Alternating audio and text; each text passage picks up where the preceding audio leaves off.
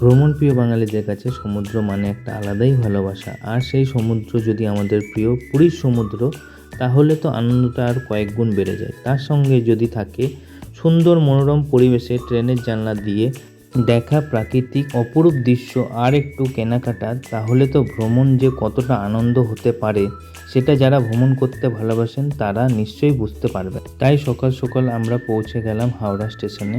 আজকে আমাদের গন্তব্য পুরী, এবং এই পুরী যাওয়ার জন্য আমরা বেছে নিয়েছি 12821 ধৌলি সুপারফাস্ট এক্সপ্রেস। পুরী যাওয়ার জন্য হাওড়া এবং শিয়ালদা থেকে বিভিন্ন ট্রেন রয়েছে। আপনাদের সুবিধার জন্য ভিডিওতে আমি কয়েকটি ট্রেনের সময়সূচি শেয়ার করছি। আপনারা নিজেদের সুবিধা মতো ট্রেন বেছে নিতে পারেন। এছাড়াও ট্রেনে যেতে না চাইলে বাসেও পুরী পৌঁছে যাওয়া যায়। ঘড়িতে তখন প্রায় 9:15, আর আমরা ঠিক তখনই ধীরে ধীরে হাওড়া স্টেশন ছেড়ে পুরীর দিকে রওনা দিলাম।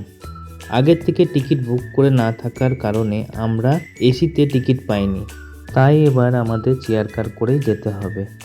আর যেহেতু আগস্ট মাস পুরী যাচ্ছি, তাই বাইরে মাঝে মধ্যেই বর্ষার আমেজ, মাঝে মধ্যেই বৃষ্টি, চারিপাশে সবুজ সমারোহ, সব মিলে ট্রেনের জানলা দিয়ে বাইরের দৃশ্য দেখতে দেখতে বেশ সুন্দরই লাগছিল। বর্ষাকালে পুরীর আবহাওয়া যেমন একটুকু বৃষ্টির সম্ভাবনা থাকে, তেমনি এই সময় প্রাকৃতিক সৌন্দর্য যেন আরও বেড়ে যায়। ধীরে ধীরে আমাদের ট্রেন এগিয়ে চলতে থাকে গন্তব্য দিকে। ঘড়িতে তখন প্রায় 4টে। আমরা ঢুকে পড়েছি উড়িষ্যার মধ্যে। বিশ্বাস করুন, এই সময়টা ট্রেনের জানলা দিয়ে বাইরের দৃশ্যটা দেখতে সত্যিই অসাধারণ লাগছিল।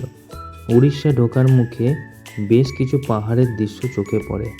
আপনারা যদি কখনো পুরী যাওয়ার জন্য রাতের ট্রেন না পান, তাহলে একবার চিন্তা করবেন না। দিনে ট্রেনের যাত্রা করার আরও একটা আনন্দ আছে, কারণ দিনের আলোয় ট্রেনের জানলা দিয়ে আপনারা চারিপাশে প্রাকৃতিক সবুজ মাঠ, নদী, উড়িষ্যার বিভিন্ন দৃশ্য খুব ভালোভাবে উপভোগ করতে পারবেন। পথে একের পর এক নদী হয়ে আমাদের ট্রেন এগিয়ে চলেছে পুরীর দিকে। জানলার বাইরে প্রাকৃতিক দৃশ্য দেখতে দেখতে কখন যে সময়টা কেটে যাচ্ছিল বুঝতেই পারছিলাম না। এরপর ঘড়িতে প্রায় 5টা আমাদের ট্রেন এসে পৌঁছালো কটক স্টেশনে। এইখানে ট্রেনটি কিছুক্ষণ দাঁড়ালো। প্রায় 5 মিনিটের মতো সময় পর আমাদের ট্রেনটি পুরীর উদ্দেশ্যে রওনা দিল।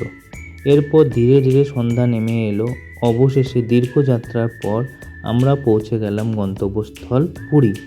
ধৌলি এক্সপ্রেস সকাল ছেড়ে সন্ধ্যার দিকে পুরী পৌঁছে দেয়, তাই আমাদের পুরী পৌঁছানোর সময় প্রায় সন্ধ্যা হয়ে গেছিল।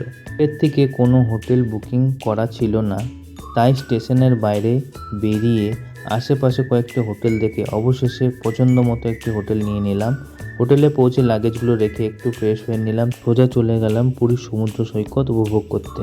পুরীর ভ্রমণে পরের দিনগুলিতে আমরা কোথায় কোথায় গেলাম, কী কী দেখলাম, এই সব কিছু পরবর্তী সিরিজের ভিডিওগুলিতে থাকছে। অবশেষে সমুদ্র সৈকত থেকে বেরিয়ে কিছু কেনাকাটা এবং খাওয়া দাওয়া করে আমরা হোটেলের উদ্দেশ্যে রওনা দিলাম। ভিডিওটা ভালো লাগলে লাইক করবেন।